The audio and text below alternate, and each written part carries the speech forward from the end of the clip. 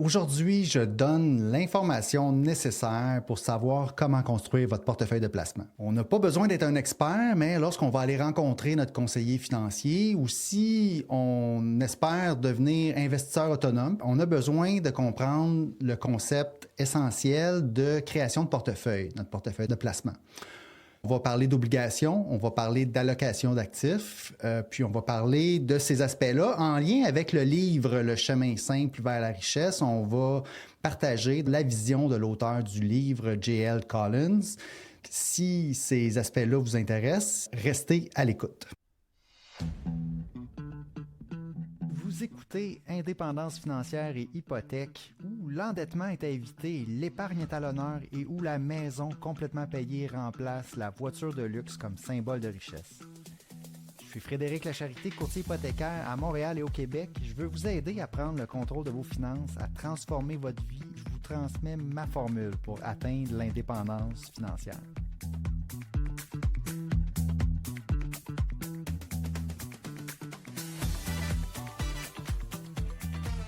Donc oui, aujourd'hui, on continue la série sur le livre Le chemin simple vers la richesse. On est rendu à la partie 7 sur 9 épisodes. Dans les derniers épisodes, on a surtout parlé de l'importance de l'investissement indiciel, du taux d'épargne, de comment éviter les dettes et comment que le comportement dans l'investissement, c'est vraiment ce qui est le plus important. C'est vraiment ce qui va affecter le plus notre rendement sur le long terme. C'est quel est notre comportement face à nos investissements. Puis une façon d'améliorer notre comportement, c'est de garder les choses très simples. Okay? Donc aujourd'hui, on fait les chapitres 12, 13, 14, 15 et 16 du livre. On va parler de comment construire un portefeuille de placement simple. Puis c'est de l'information très pertinente pour la partie investissement de mon plan en 5 étapes. Si vous avez peut-être téléchargé mon plan en 5 étapes vers l'indépendance financière, donc qui est de se libérer de l'endettement, accumuler sa mise de fonds, acheter sa propriété, puis investir pour l'indépendance financière. Les notions qu'on va voir aujourd'hui de création de portefeuille de placement sont essentielles selon moi. Donc, quand les gens commencent à investir, souvent ils pensent que c'est quelque chose de compliqué, qu'il faut des dizaines de FNB, de fonds négociés en bourse, des actions individuelles, des fonds spécialisés, de l'or, de la crypto, des stratégies avancées, des prédictions économiques. Okay? On n'a pas besoin de rien de tout ça. Okay? Comme l'auteur l'a dit, on a besoin d'un seul fonds, on a besoin d'un fonds indiciel d'actions, d'entreprises qui représentent le marché. C'est la base de ce qu'on a besoin pour investir sur le long terme, laisser notre argent travailler sur 10, 20, 30, 40 années pour bâtir notre patrimoine, pour bâtir notre richesse. Le livre amène quelque chose d'extrêmement important. La simplicité, c'est supérieur à essayer d'être plus intelligent que les autres, essayer de battre le marché. Personnellement, j'ai aussi été tenté de choisir mes titres individuellement. J'ai fait ça dans le passé et puis maintenant, je me rends bien à l'évidence que pour ce que ça donne, ça ne vaut pas vraiment la peine. Donc maintenant, tu sais, bien que j'ai lu ce livre-là il y a 10 ans quand il est sorti, Le chemin simple vers la richesse, maintenant, ma stratégie, c'est principalement celle qui est proposée dans le livre et puis c'est ce que beaucoup de vieux sages en investissement vont finir par recommander à tout le monde. On se rend bien compte que sur le long terme, ça ne vaut pas la peine là, de se casser la tête avec nos investissements. On va aller chercher le rendement du marché. Donc, je commence tout de suite là, avec le chapitre numéro 12. Okay? On va parler des obligations. Parce que là, on a parlé, oui, des actions. Le fameux fonds qui est proposé dans le livre, en fait, que l'auteur utilise, c'est VTSAX, okay? Qui est un fonds commun de placement qui représente l'indice des actions américaines totales, donc toutes les actions américaines sur le marché aux États-Unis. Au Canada, on va avoir quelque chose d'équivalent qu'on peut utiliser, là, qui n'est pas tout à fait celui-là, mais qui est d'autres choses qui représentent plus les compagnies, bon, beaucoup américaines, mais mondiales, canadiennes, internationales.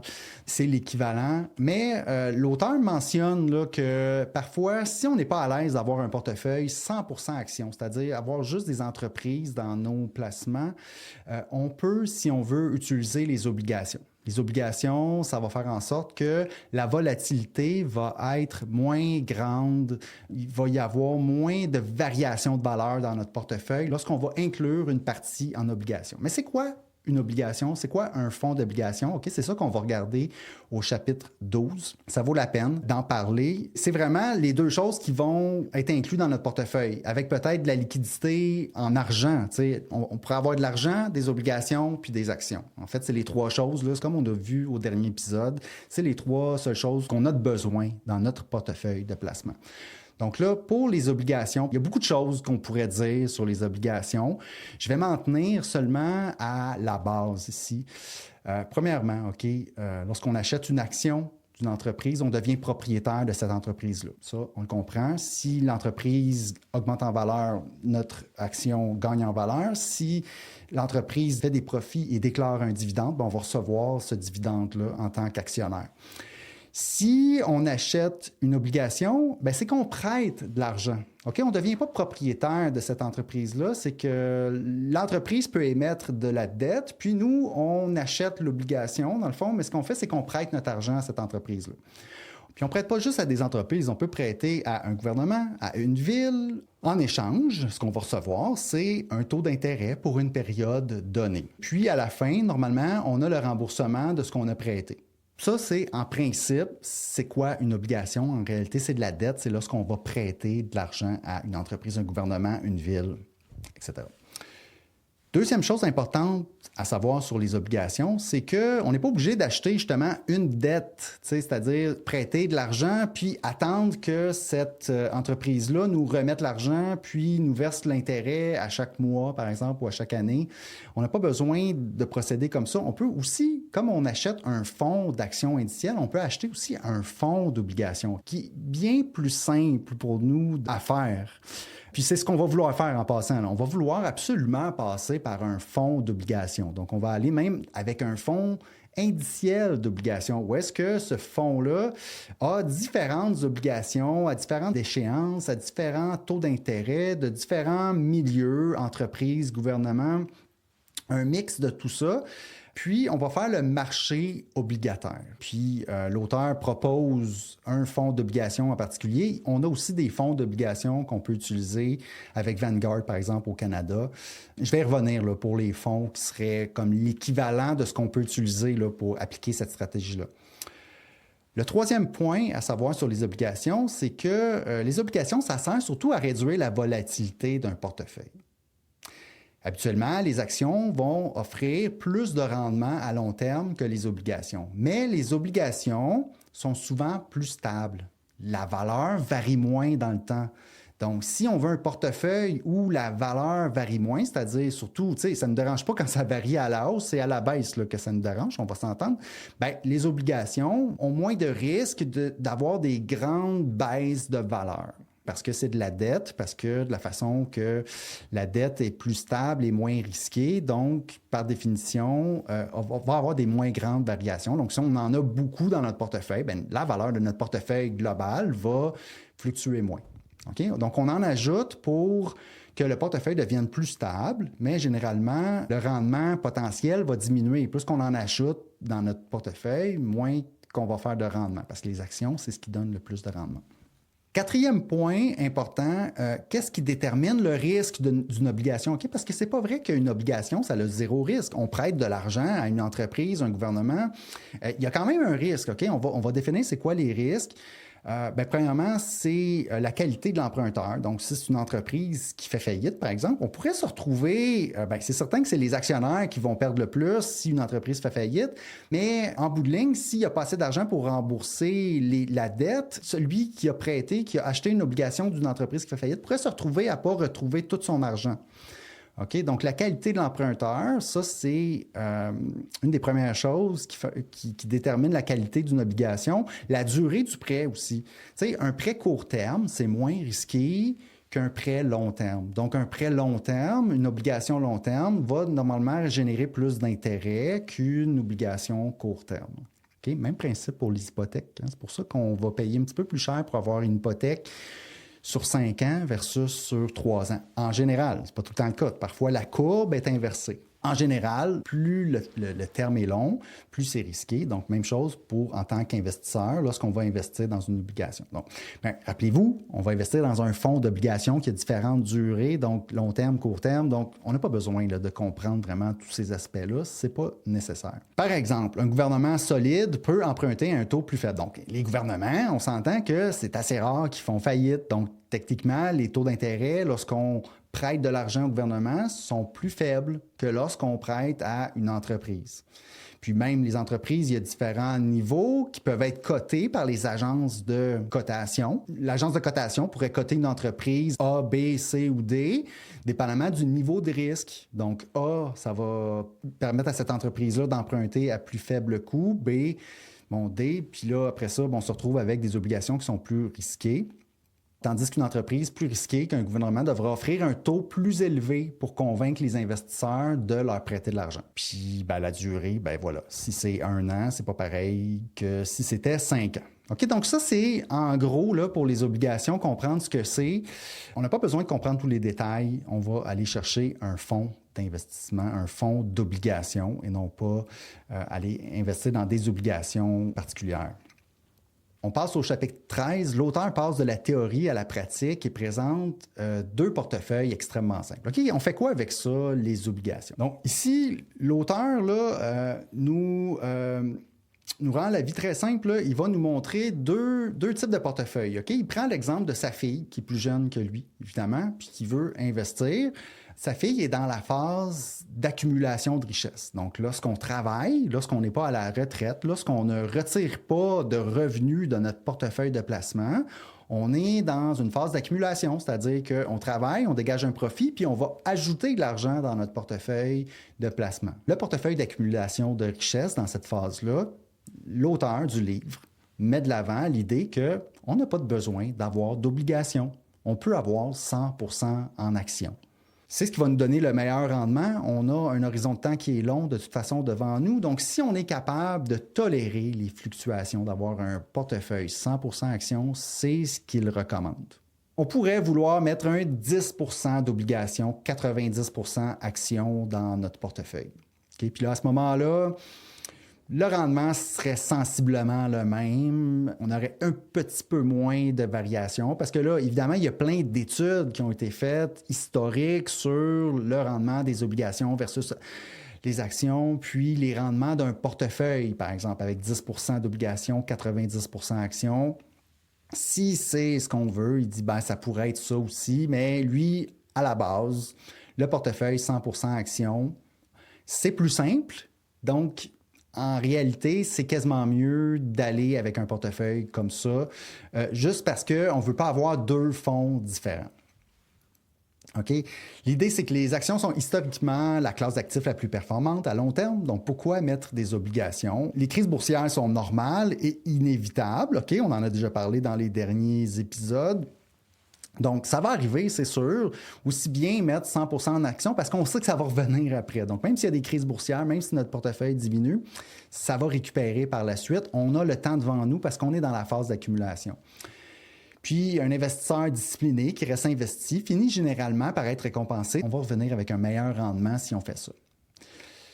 Le portefeuille est volontairement extrêmement simple. Un seul fonds, des faibles frais, une diversification automatique et très peu d'entretien. Ici, on parle de VTSAX. Lui, c'est le fonds total, donc de toutes les compagnies publiquement listées aux États-Unis. OK, c'est le fonds qu'il utilise personnellement, puis même encore aujourd'hui à la retraite. C'est ce qu'il met de l'avant dans son livre. L'auteur insiste beaucoup sur le comportement. OK, le danger principal, c'est pas la volatilité, mais c'est plutôt de paniquer, de vendre pendant la crise. OK, c'est le plus gros risque avec l'investissement en général. Le portefeuille d'accumulation, son premier modèle, OK, parce que là, il y a le deuxième modèle qui est le portefeuille de préservation. Je vais en parler tout de suite après. Le premier modèle de portefeuille qui est 100% actions, qui est très simple. L'équivalent canadien, OK, si on continue d'utiliser Vanguard, ça serait d'aller avec VEQT ou VGRO. OK, VEQT, c'est 100% actions. La version canadienne, il va y avoir des entreprises canadiennes, américaines, il va en avoir beaucoup. Là. Dans VEQT, il y a beaucoup d'actions américaines aussi, mais il va aussi en avoir à l'international. Puis peut-être qu'on peut aller vers VGRO si on veut mettre un 20 d'obligations. OK? L'équivalent canadien là, du portefeuille d'accumulation, ça serait VEQT, VGRO. Il y a aussi les autres équivalents pour les autres entreprises. Là, ici, je parle de Vanguard, là, mais il y a XEQT, par exemple, puis XGRO, je pense, là, avec BlackRock, avec qui on pourrait aller, qui est pratiquement la même chose.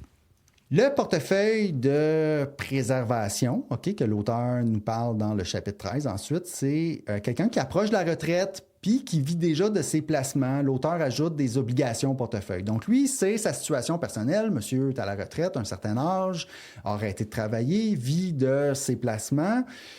Son portefeuille personnel, lui, c'est 75 actions, 20 obligations, 5 liquidité. Okay? Le rôle des obligations, encore une fois, c'est de réduire la volatilité, stabiliser le portefeuille, générer un certain revenu, aider émotionnellement pendant les périodes difficiles. Le chapitre explique aussi que l'allocation idéale dépend surtout de notre tolérance au risque, de notre situation financière, notre capacité psychologique à investir pendant les baisses de marché. Okay? Donc, lui, c'est ce qu'il propose, c'est ce qu'il utilise personnellement. Donc, il sépare ça en deux. Il dit, soit tu es en accumulation, soit tu es en période de préservation quand tu es à la retraite. L'équivalent canadien. Donc, lui, dans le fond, son 75 actions, c'est du VTSAX. Et son 20 c'est un fonds indiciel d'obligations. Puis, 5 de son portefeuille, c'est du cash qu'il garde parce qu'il est en mode retrait, il est en mode décaissement, donc il a besoin de l'argent, donc il garde tout le temps un 5 Puis, c'était au moment de l'écriture du livre, son allocation d'actifs, ce qu'il propose pour un portefeuille de préservation. Bien, évidemment, il dit c'est pas nécessairement la bonne chose pour tout le monde, il faut l'ajuster, okay, selon notre réalité. Puis, moi, j'ajoute ici que l'équivalent canadien, ici, on est plus dans le VGRO, qui est 80 actions, 20 obligations, ou même peut-être aller vers le VBAL, qui est encore là le Vanguard à 60 actions et 40 obligations. On peut aller avec un portefeuille plus conservateur, puis augmenter vraiment la partie qui est de l'obligation pour diminuer la volatilité. Mais l'auteur du livre ici est vraiment de l'école que vraiment le rendement provient des actions. Donc, plus qu'on va mettre d'obligations, moins bon que notre rendement va être sur le long terme. Si on est capable de tolérer la volatilité, on est mieux d'aller vers le côté action. Okay? Mais, évidemment, ce n'est pas pour tout le monde. Puis, on peut diminuer la quantité d'actions versus obligations pour vraiment diminuer la volatilité de notre portefeuille. Donc ça, c'était le chapitre 13. C'est passé en deux, accumulation, préservation. Les deux ont beaucoup d'actions dans leur allocation d'actifs. Les grandes idées du chapitre, c'est que les actions restent le moteur principal de création de richesse. Okay? La simplicité bat souvent la complexité. Les faibles frais sont extrêmement importants. Le comportement de l'investisseur compte plus que la sophistication du portefeuille. L'allocation d'actifs doit être adaptée à notre étape de vie. Un portefeuille simple qu'on conserve longtemps est souvent supérieur à une stratégie compliquée, constamment modifiée. L'auteur, là, il aimerait ça qu'on choisisse là, notre portefeuille, puis qu'après ça, on fasse juste envoyer notre argent vers ce portefeuille-là et sans avoir besoin de le surveiller après. On peut l'oublier pendant des décennies et tout va bien aller. Ceux qui ne surveillent pas leur placement au quotidien, même hebdomadaire, mensuel, ceux qui ne surveillent pas ça de près vont avoir des bien meilleurs rendements parce qu'ils ne seront pas tentés de faire des moves avec leur portefeuille. L'aspect simplicité ici va nous aider à faire ça. C'est vraiment l'idée du chapitre 13. Chapitre 14, il nous dit que oui, OK, bon, en théorie, c'est bien beau, mais évidemment, tout le monde a des situations de vie différentes. On pourrait, par exemple, être travailleur autonome versus quelqu'un qui est salarié pour le gouvernement. Quelqu'un qui est salarié pour le gouvernement va avoir une grande stabilité au niveau de son revenu, de son emploi. Peut-être que pour lui, avoir 100% actions, c'est tout à fait logique et faisable. Tandis qu'un entrepreneur où ses revenus sont variables, où il y a un niveau de risque supérieur lié à son revenu, à son emploi, à son travail, pourraient vouloir une allocation d'actifs avec plus d'obligations. Tu sais, il faut regarder ça. Moi, j'ajouterais aussi que par rapport au plan en 5 étapes, si on a décidé d'acheter notre résidence principale, on va avoir une partie de notre valeur nette qui va être notre maison. OK? Donc ça, moi, je le vois personnellement comme une partie de mes actifs. Tu sais, si j'ai une valeur nette de 2,3 millions, mais que j'ai un 800 000 qui est ma maison qui est payée, c'est pas de la même chose que d'avoir 2 300 000 en placement. OK? Donc là, peut-être que mon allocation d'actifs de mes placements va être différente. OK? Il faut regarder l'ensemble de notre situation financière. C'est essentiellement ce que le chapitre 14 nous dit. Le bon portefeuille, c'est celui qu'on est capable de conserver pendant les tempêtes. Donc, ça se peut que nous, on ait besoin de plus d'obligations dans notre portefeuille pour être capable de le conserver pendant les tempêtes. OK? C'est fondamental. Parce qu'un portefeuille 100% action qui fait paniquer quelqu'un à chaque correction boursière, c'est pas un bon portefeuille pour cette personne-là. Profil d'investisseur. Okay? C'est important. Si on fait affaire avec un conseiller financier, on n'aura pas le choix. On va passer par le questionnaire, puis il va nous mettre dans la bonne allocation d'actifs selon notre tolérance au risque. Si on veut le faire nous-mêmes, ben là, c'est vraiment important de prendre tout ça en considération. Donc, l'allocation d'actifs dépend de notre tolérance au risque, de notre stabilité d'emploi, de notre âge, de notre flexibilité financière et de notre psychologie, de nos connaissances aussi, puis de comprendre tous ces aspects-là. Okay? Et ça, c'est très personnel. Ici, j'ajouterais que l'auteur dans le livre parle beaucoup de la complexité de rebalancer plusieurs fonds. En 2026, au Canada, ce qu'on a beaucoup, moi, ce que j'aime, c'est les fonds qui ont déjà une allocation d'actifs à l'intérieur. Exemple, VGRO, VBAL. Okay, personnellement, j'utilise VBAL en ce moment. Je suis rendu là. J'ai d'autres choses qui n'est pas du VBAL aussi, mais de plus en plus, lorsque j'achète des nouvelles choses, lorsque j'ajoute à mon portefeuille de placement, maintenant, c'est du VBAL. 60% actions, 40% obligations. Okay? C'est pas une recommandation, là, c'est juste personnellement ce que je fais.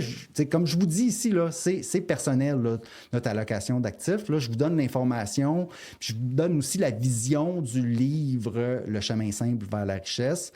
Au moment d'écrire le livre, on parlait qu'il y avait une complexité à rebalancer un portefeuille parce qu'on devait, dans le passé, acheter un fonds pour nos actions puis un fonds pour nos obligations. Mais c'est plus nécessaire. Puis même au Canada, moi, je trouve que les meilleures options, c'est justement les fonds d'allocation d'actifs avec très peu de frais, 0,25% de frais. C'est quand même très raisonnable. C'est certain qu'on peut aller encore plus bas dans les frais puis décider d'acheter un fonds d'action, un fonds d'obligation par nous-mêmes. Peut-être qu'on peut aller à 0,10, à 0,15, à 0,05 même % de frais avec certains fonds. À vous de voir si... moi, je trouve que la simplicité d'avoir un fonds d'allocation d'actifs où est-ce que j'ai pas besoin de me casser la tête, que je peux seulement ajouter de l'argent dedans, ça a une très grande valeur pour moi. Donc, je suis prêt à payer le 0,25 % de frais de gestion de ces fonds-là. Voilà. Donc, la partie rebalancement, l'auteur en parle dans le livre beaucoup, moi j'en parle moins. Ensuite, dans le livre, chapitre 15, l'auteur parle des fonds internationaux. Aux États-Unis, on s'entend que les États-Unis, côté marché boursier, marché des entreprises, une puissance mondiale économique. Les États-Unis, les entreprises font affaire partout dans le monde. Donc, si un Américain achète, par exemple, un fonds qui contient toutes les entreprises américaines, puis que ces entreprises américaines-là sont présentes dans les grosses entreprises, sont présentes partout dans le monde, bien, on a une diversification internationale. Donc, l'auteur ici, lui, dit qu'il ne sent pas le besoin d'aller chercher des fonds d'action sur d'autres marchés boursiers, donc des fonds internationaux. Il ne sent pas le besoin d'avoir de la diversification internationale. Bon, nous, au Canada, on n'est pas aux États-Unis, on est proche, mais on n'est pas à l'intérieur du pays. Donc, nos fonds Vanguard vont contenir une grande portion d'entreprises canadiennes. Ça, côté fiscal, c'est important, surtout si on investit dans un CELI, par exemple. Mais l'idée ici, mon point, ce que je veux amener comme point, c'est qu'on n'a pas besoin non plus de se soucier tant que ça, de choisir un fonds d'action internationaux peut-être avant l'arrivée des fonds qui sont tous déjà construits comme justement VEQT, VBAL, ces fonds contiennent déjà des entreprises internationales, sont déjà diversifiées. Il y a une petite portion qui sont des entreprises à l'extérieur du Canada, à l'extérieur des États-Unis, dans les autres pays développés. Et on n'a pas de besoin. Donc, pour la simplicité, là, on n'a pas besoin non plus de penser à investir à l'international. C'est déjà inclus dans les fonds qu'on va vouloir utiliser. Je passe au prochain chapitre, chapitre numéro 16, dernier chapitre que je veux faire aujourd'hui. Le chapitre 16 va parler en anglais, on dit Target Retirement Funds. En français, ce serait les cibles de retraite.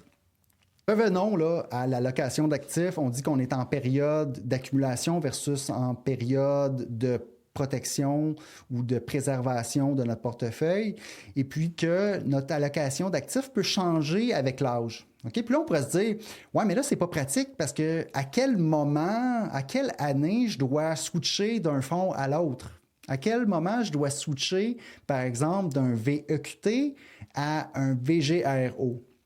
Puis là, il y a des gens qui ont déjà pensé à ça. Et la réponse, ce sont les fonds de Target Retirement. C'est-à-dire, on met une année précise à laquelle on va prendre notre retraite puis qu'on va avoir besoin d'un portefeuille qui va générer du revenu et on choisit ce fonds-là. Donc, exemple, disons que je planifie arrêter de travailler en 2040, dans environ 14 ans. Bien, je pourrais choisir un fonds de retraite 2040, qui serait en ce moment, qui aurait une allocation d'actifs près de 100% actions, mais que plus je vais avancer dans le temps, plus le fonds va se transformer par lui-même avec une allocation plus grande en obligations, plus qu'on va approcher l'année 2040. C'est le principe de ces fonds-là. Donc là, à ce moment-là, je n'aurais même pas besoin de me dire à telle année, je vais switcher d'un fonds à un autre parce que je vais vouloir changer. Ça va se faire automatiquement.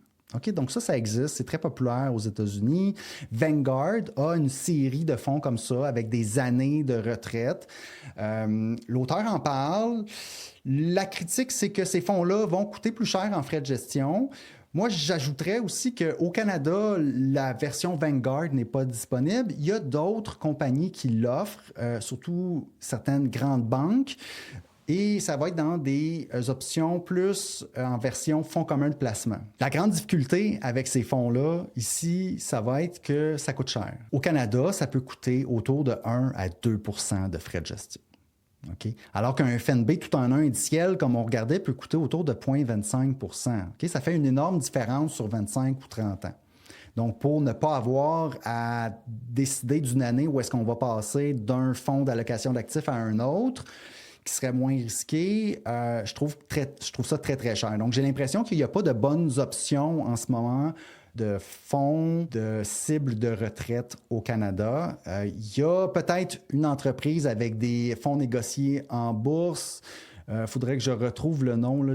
Parce que j'ai demandé rapidement à ChatGPT de me sortir quelles sont les institutions financières au Canada qui offrent ce type de fonds. Puis, il y en avait une avec des frais de gestion autour de 0,5 ou 0,4 % qui était quand même raisonnable. Bref, si vous voulez absolument avoir ce produit-là, pour rendre les choses encore plus simples, c'est possible. Ça va coûter un petit frais de gestion supplémentaire. Donc ici, ce que l'auteur recommande, c'est la même chose que je recommande, c'est-à-dire d'éviter d'aller vers ces produits-là. C'est pas mauvais, on peut le faire, mais il y a quand même un petit désavantage là, côté frais. Mais le côté simple est très, très intéressant, par exemple. Puis il y a aussi l'aspect que, tu sais, aujourd'hui, vraiment, est-ce que vous avez une date précise pour votre retraite? Tu sais, il faut avoir une date précise pour notre retraite. L'idée de cheminer vers l'indépendance financière, c'est que progressivement, au fur et à mesure qu'on approche, on devient de plus en plus financièrement indépendant. On peut peut-être faire un changement de carrière, peut-être pivoter, on peut améliorer nos conditions de travail au fur et à mesure qu'on approche justement qu'on accumule notre richesse. Donc, est-ce qu'une date vraiment de retraite, c'est quelque chose qu'on a en tête, arrêter de travailler? Moi, dans mon cas, pas nécessairement. Je me pose pas la question, à telle année, je me dis pas justement, en 2040, je vais prendre ma retraite. T'sais. Donc, pour cette raison-là, j'irai pas pour ce genre de produit-là.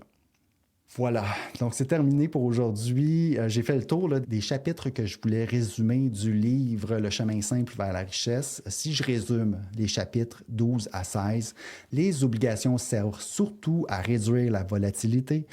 Un portefeuille simple est souvent suffisant. L'allocation d'actifs dépend surtout de notre comportement. La simplicité bat souvent la complexité. Puis, le plus important, c'est la constance. Rappel, on n'a pas besoin d'une stratégie extravagante pour atteindre l'indépendance financière. Oubliez la crypto, oubliez les matières premières, oubliez l'or. On n'a pas besoin de tout ça. On peut aller vers un fonds indiciel, aller vers les actions principalement, peut-être mettre un peu d'obligations pour diminuer la volatilité si on sent qu'on ne pourra pas le supporter. Ça, c'est important. Puis, le plus important, on a besoin d'un bon taux d'épargne, on a besoin d'un bon revenu, éviter les dettes de consommation, investir régulièrement, puis laisser le temps faire son travail. C'est souvent moins spectaculaire que prendre des gros risques, mais c'est aussi surtout plus efficace. Alors, si vous aimez l'épisode que j'ai fait aujourd'hui pour vous, vous pouvez le partager à quelqu'un qui, justement, commence à investir. Si vous souhaitez cheminer vers l'indépendance financière, que vous souhaitez de l'accompagnement avec votre achat de propriété, votre stratégie hypothécaire, renouvellement, refinancement, bien, je vous invite à aller sur mon site web frédériclacharité.com/rendez-vous pour prendre rendez-vous directement avec moi, pour qu'on se parle, pour un appel initial. Si vous voulez en apprendre davantage sur les stratégies avancées comme la manœuvre Smith, j'ai un mini-cours gratuit sur mon site web. Vous pouvez aller sur frédériclacharité.com/manœuvre-smith. Merci beaucoup d'avoir été là. On se revoit la semaine prochaine. On continue la série sur le chemin simple vers la richesse. On va parler des pièges du milieu financier, les pièges de l'investissement. Et sur ce, je vous souhaite à bientôt et un bon cheminement vers l'indépendance financière. Merci. Si vous avez apprécié l'émission, je vous invite à me laisser des étoiles, un rating ou un commentaire dans Spotify ou Apple Podcast.